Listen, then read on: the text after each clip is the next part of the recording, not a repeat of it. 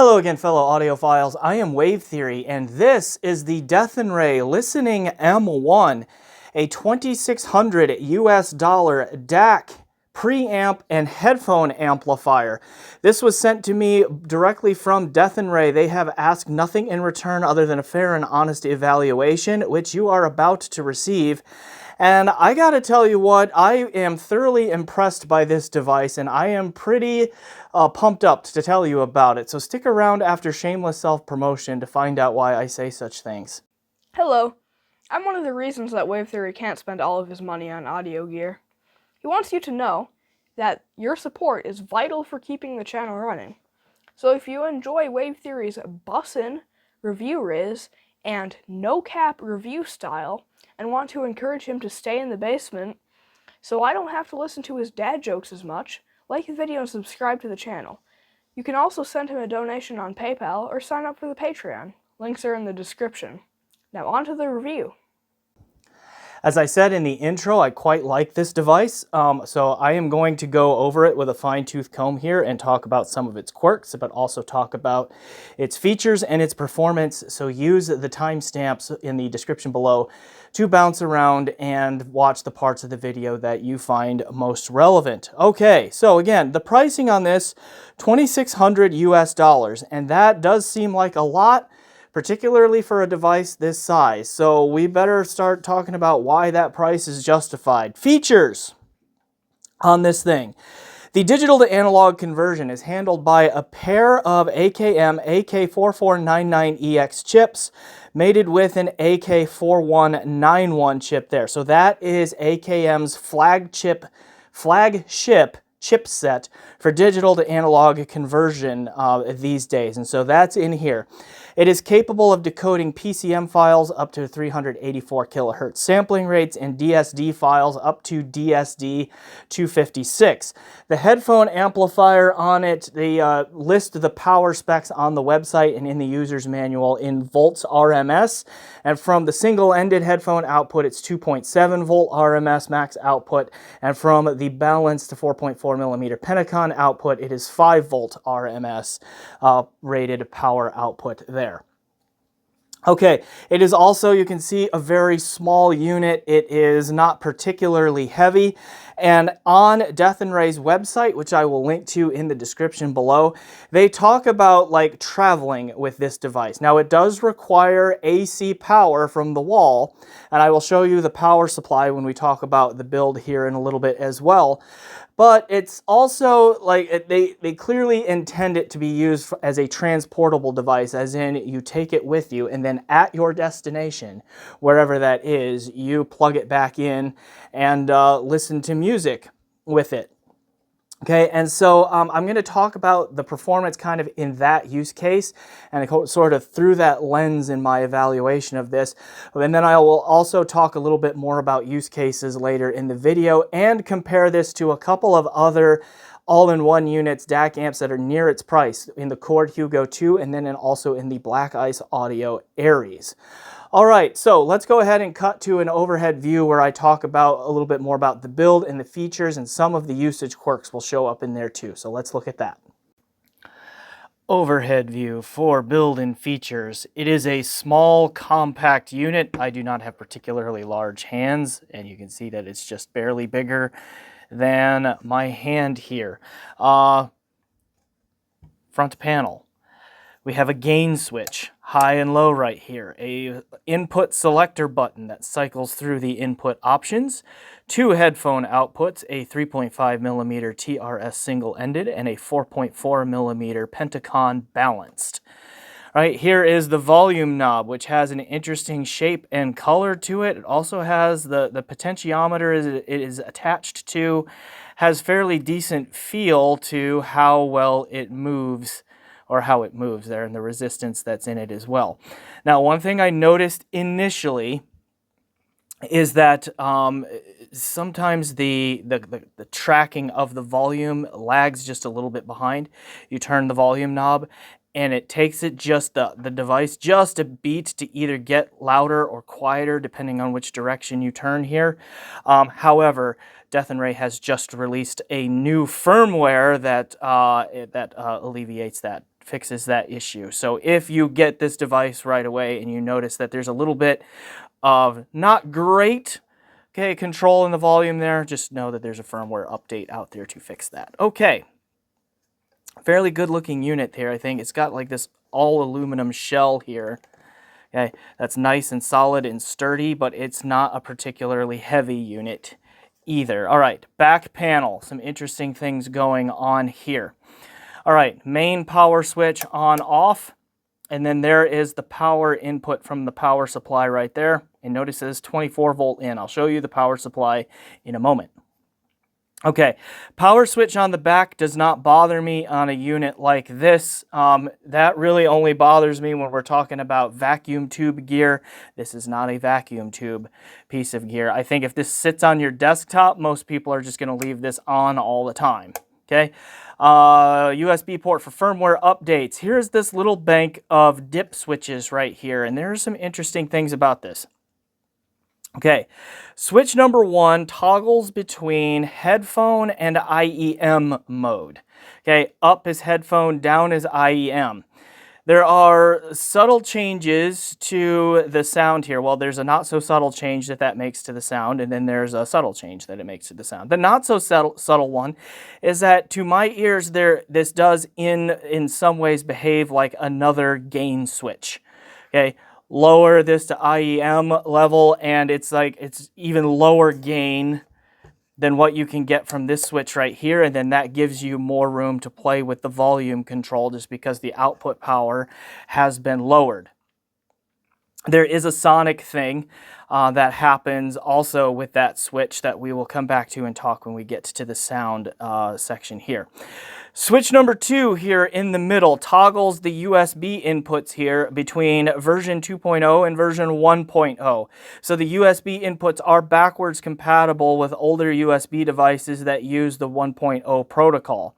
I basically only have USB 2 devices, so that stayed up for me. Switch number 3 here is what Dethonray calls the timbre switch. Up is their reference mode, and down is what they call direct mode. I am not 100% sure what the exact difference is in terms of like circuitry. Is that toggle through a digital filter? Is one of them a digital filter and the other is like a NOS mode? I'm not sure yet. I have put an inquiry in with Dethonray. When they get back to me, see a comment down below. I will pin a comment down below that answers that question as to what exactly switch number 3 is doing, because I've read their website and I've read their user's manual and I couldn't get a clear answer. There are sonic differences between up reference, down direct here that I noticed. So I'll talk about those in the sound section. So calling it a timbre switch is not completely misleading because it does change the sound a little bit. The other thing that I noticed though is when you are down in direct mode, okay, like this, then it doesn't matter where switch number 1 is. Okay, it just seems to bypass whatever switch number 1 does in terms of like, are you in headphone mode or direct mode? Headphone mode or IEM mode. I only heard number 1 make a difference when number 3 was in the up position.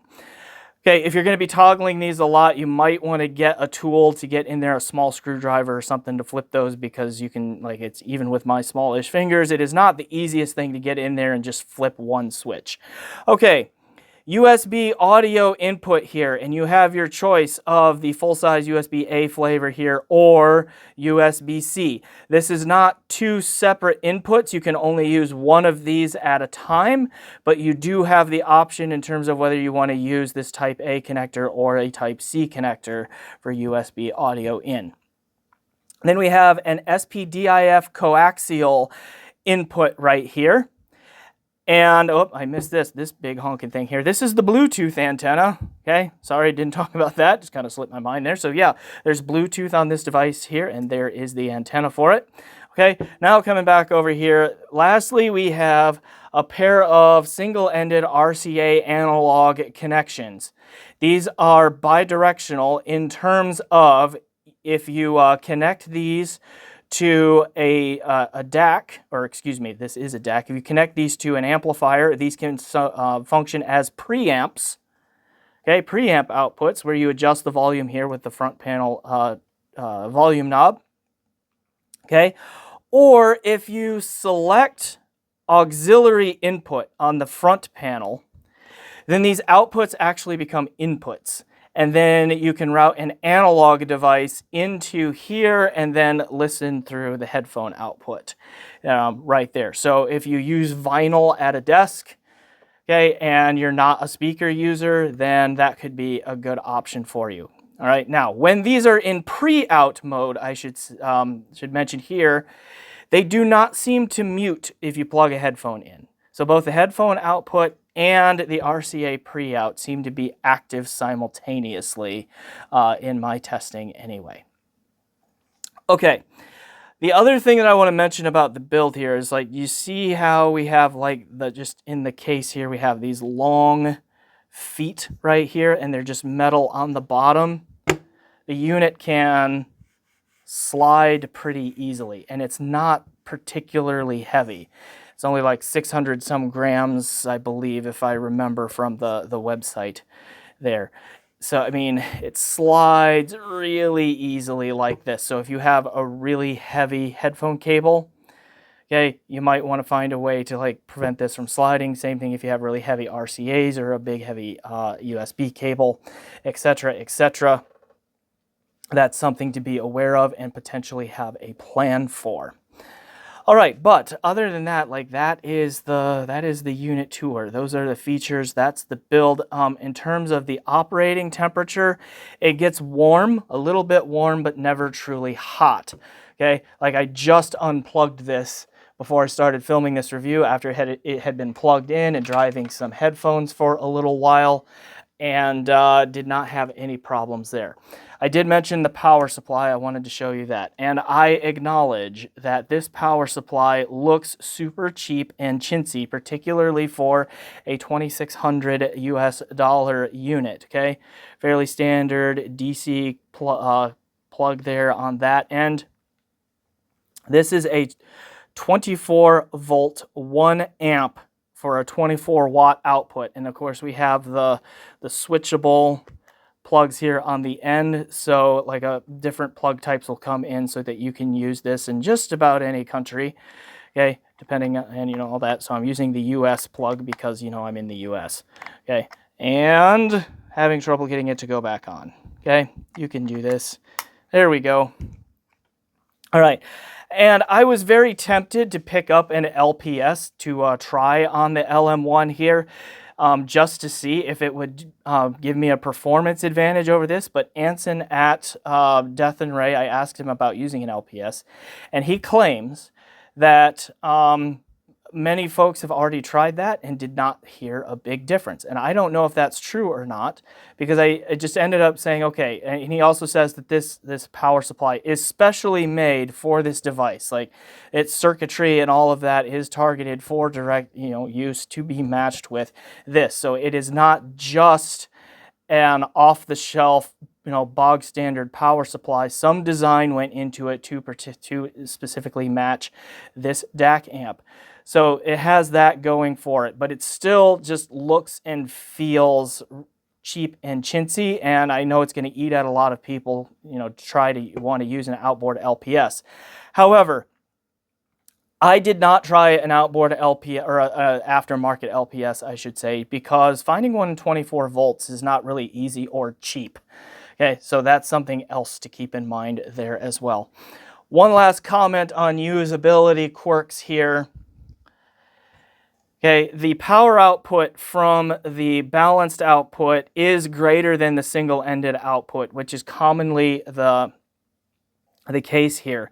And so, I mean, not only is the power output here better, higher, but to me, also just, it sounds better. Even when I volume match across these, a wider sound stage, a little bit more detail, a little bit more dynamic impact and control and that sort of thing coming from the balanced output here.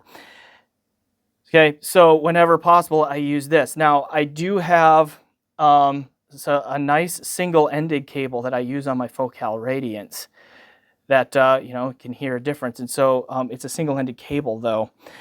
So I tried to use one of these 4.4 millimeter Pentacon to 3.5 millimeter single-ended adapters here. And most of the time on most devices, that works just fine. But on this one, they didn't get along well. When I plugged this in and tried to use it here on this particular device, there was just a lot of white noise in the background that came through. And I don't know why that is, but like, you know, not every device apparently likes this kind of adapter, and the LM1 does not like this kind of adapter. So know that, at least in Wave Theory's opinion, the balanced headphone output is superior to the single-ended headphone output. You're going to want to use that, but you need to use a truly balanced cable. You cannot get away with an adapter like this on this device like you can with many others. Okay, so there we go. Build, accessories, features, a couple of the usage quirks. Let's go back to me on camera talking about test gear and sound.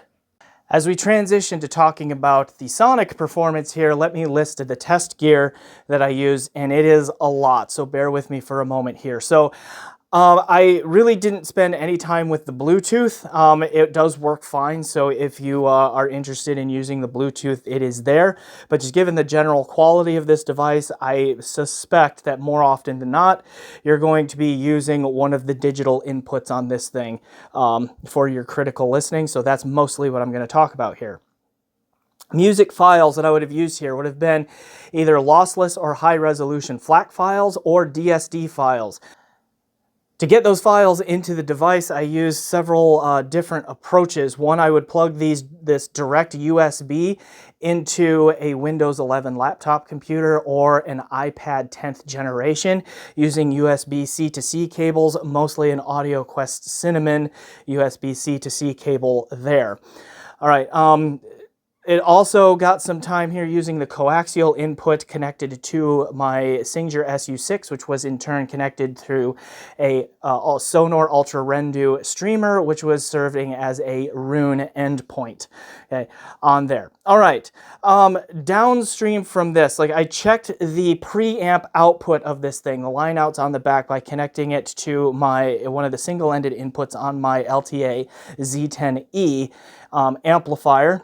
And then, since I'm mostly a headphone listener, and this is a headphone amp, the headphones that I listed, and this is where the list is going to start getting really long.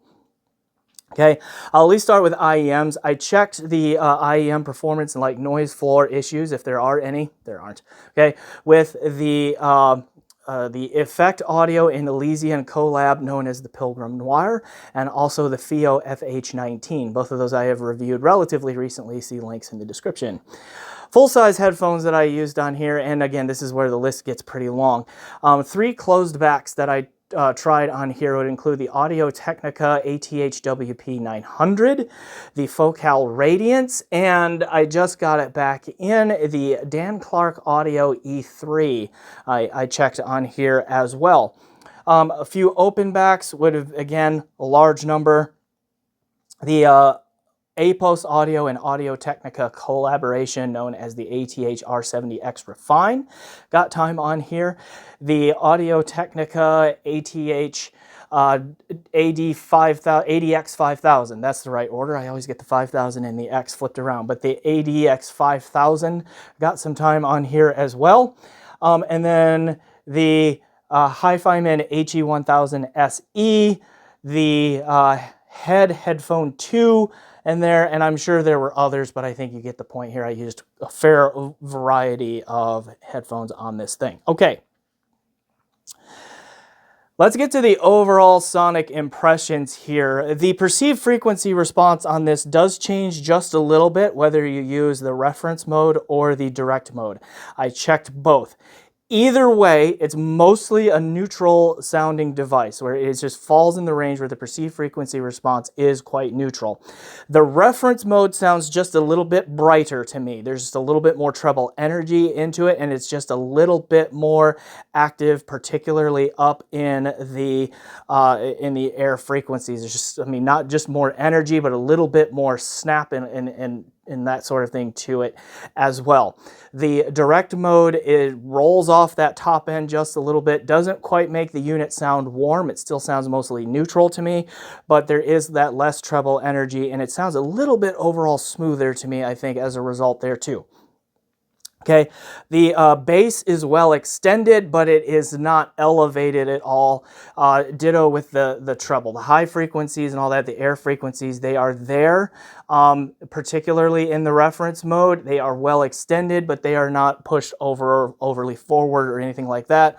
All of the major parts of the audio spectrum, bass, mid-range, treble, and all of that seem pretty well balanced relative to each other.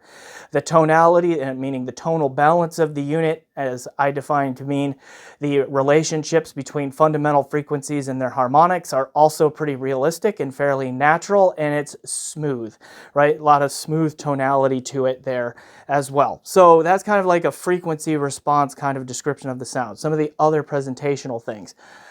Overall, it is a very refined and smooth kind of sound. Like, it's got that AKM velvety smoothness to it, coming through that well from the AKM DAC chips. Like, not every AKM DAC sounds velvety smooth, but this one certainly does, right? And that is true whether you're using the headphone amplifier outputs or the pre-out. There on the back is just that nice, refined, and smooth kind of presentation. Okay, but then I used the word balance just a moment ago, and balance, I think, really, the term balance really encompasses kind of the rest of the presentation here. The soundstage size is not big, it's not intimate, it's just kind of there, and there's good balance between the lateral imaging and separation and the depth and layering in, this dimension here too.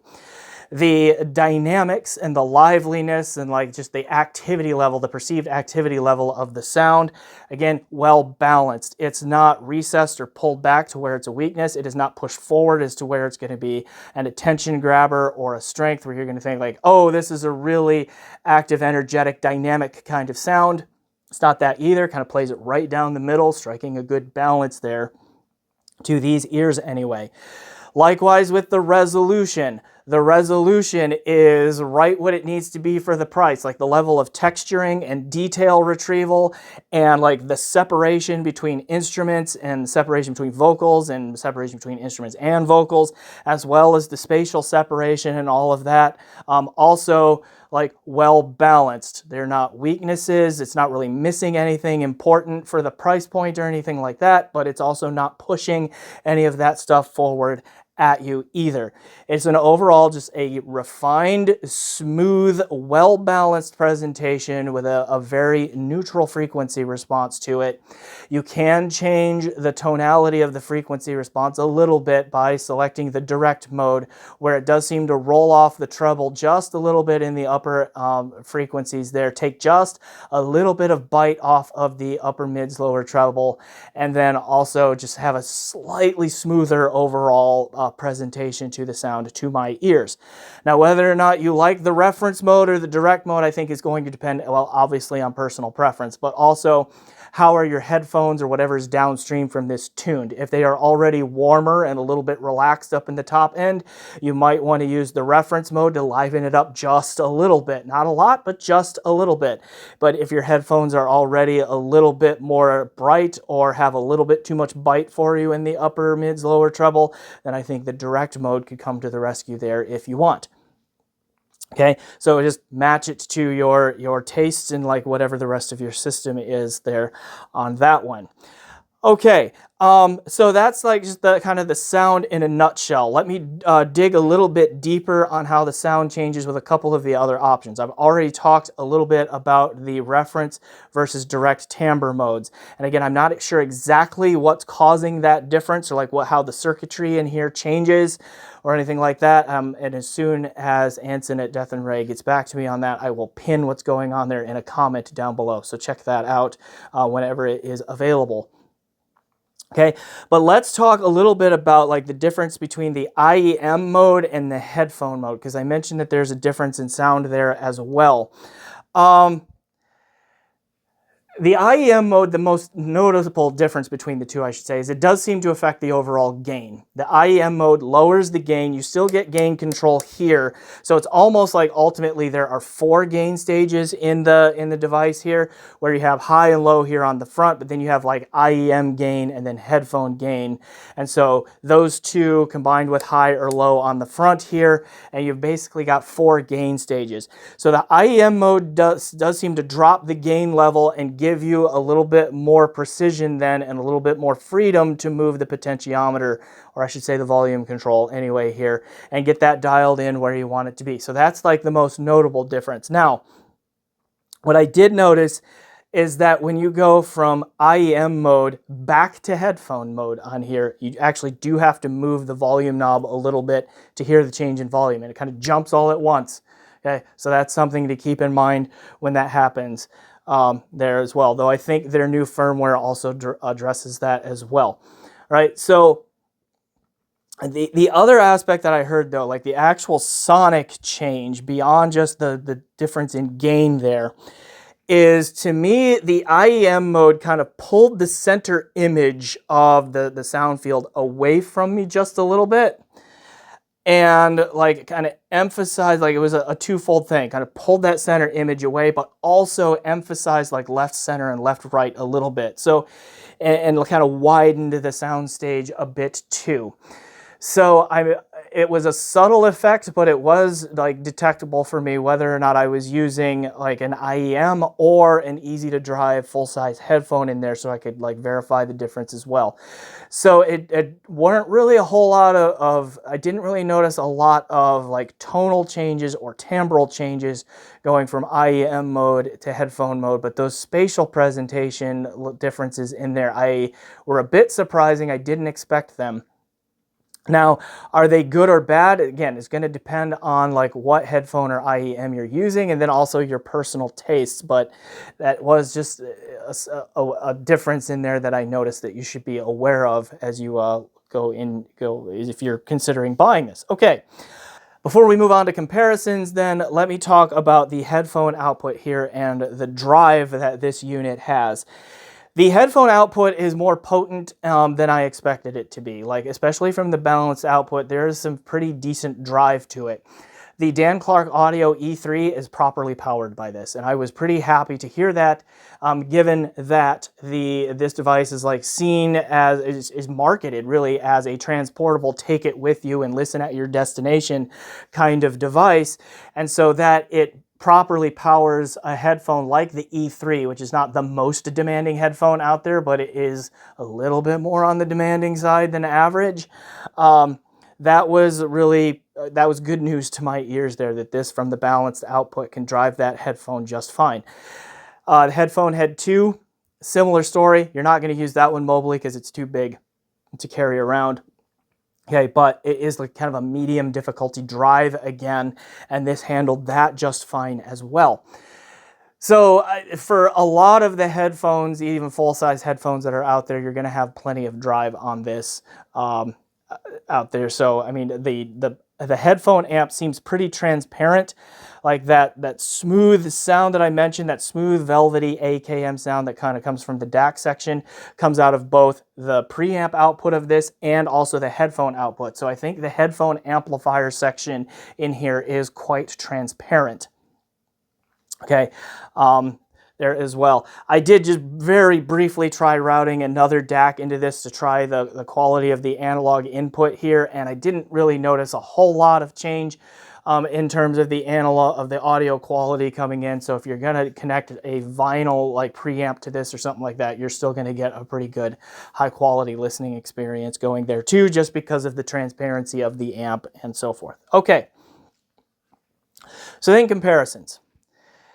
Couple other DAC amps near the price that I can compare this to. One is the Black Ice Audio Aries, which is intended to be a use-in-place desktop solution. Just wherever you use it, it stays there. It's vacuum tube, it's much bigger, it's heavier, it's got a much more powerful amplifier than this. It also has some EQ functionality on it and some crossfeed and like all of that kind of stuff. on it as well, and it's got much more inputs and outputs. So it's like very much like kind of almost a 2-channel desktop AVR experience with that device. So that's one key difference here is with between the Black Ice Audio Aries and this one, even though they're both between about $2,500 and $3,000 US. Okay, the Aries with its much more powerful amplifier is going to drive things all the way up through Hi-Fi Minnesota, at least the original, okay, pretty well, and this is not going to give you that much power. This is going to be a friendlier device to use with IEMs than the Black Ice Audio Aries is, if that matters to you as well. The Aries is also colors the sound, even with the EQ settings set at like don't do any EQ, it colors the sound a little bit more than the Dethonray does, or it's warmer and thicker and fuller, generally speaking, and it also like rolls off the top end even a little bit more than what the direct mode on the LM1 does. Okay, but the Aries also, because of the far more powerful headphone amplifier, it is going to just open up the world of headphones in a way that the LM1 doesn't. But again, it's not really a fair comparison between the two in terms of use cases. Again, like the Aries is meant to be used in place. This one you can take with you. So that is a key advantage that this has that the Aries does not. Okay, so some overlap in use case with the Dethonray LM1. It comes from the Chord Hugo 2. Which I have right here and is connected to its matching Hugo streamer. So the Hugo 2 is like this part, and then I have a black leather case over it and all of that. Now, the Hugo 2 can be used in on-the-go settings if you want. So because it's battery powered, like you can like not only take it with you and use it as a transportable device, but as you're actually moving from one place to another, provided you have a way to carry this, you can actually use it while traveling. Where this one, because it requires AC power, you're going to have to use it at your destination. Okay, the Hugo 2 is also like, it has pre-outs on it as well to be used as a preamp. So I mean, both of these can be used as a preamp in a desktop or 2-channel system as well.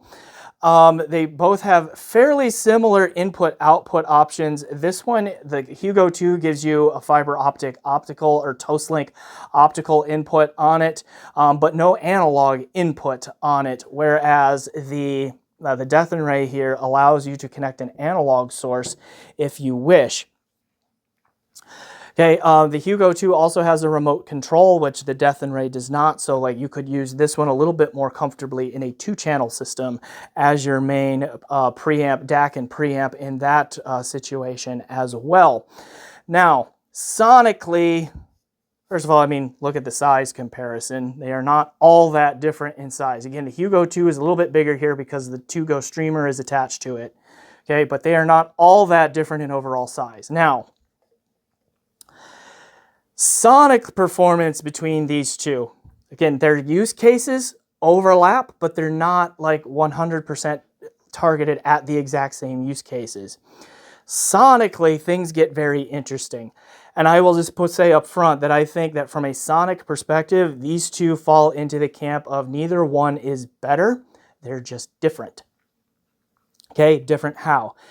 I've already described the LM1 as having a very refined, very smooth kind of presentation. They are both very neutral in terms of perceived frequency response, but the Hugo 2 has a more aggressive, energetic sound, and it also has a bigger soundstage. It sounds fairly bigger by a fair amount, right? And also like a little bit more in your face in terms of like, you know, you're in the front 3 rows of a concert and everything is just big and in your face, okay, and all of that with a more aggressive, active, energetic, dynamic kind of sound, okay.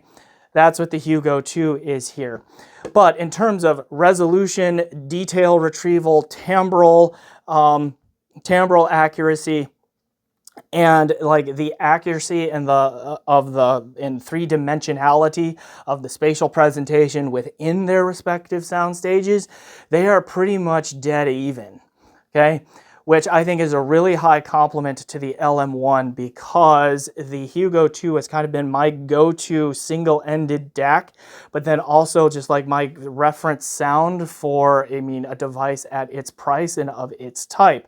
And the fact that the LM1 there is right there with it, I think, in terms of overall sonic performance, just sounding a little bit different, is really a high compliment and tells you how much I like and appreciate the sound I was getting out of the Dethonray Listening M1 here. Okay, so I think I can go ahead and leave it there. I will hold it up again for you here as well. Okay, so the Dethonray Listening M1 is, I like it, obviously. I think it sounds great, very neutral, refined, smooth kind of sound. It is light, easy to take with you. You can't use it on the road, like physically on the bus or the train or the plane or whatever, because unless you have access to AC power. But once you get to your hotel room or wherever you're staying on your travels, you can easily use this in the use case there. It is friendly to drive IEMs. It is friendly to drive a fair number of headphones out there. Okay.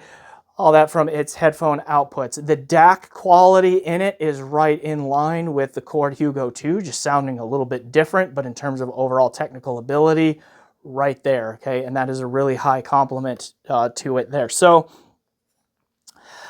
yeah, it's an easy device for me to recommend. So the Dethonray Listening M1, if you're in the market for its use cases and at this price, definitely give this a look.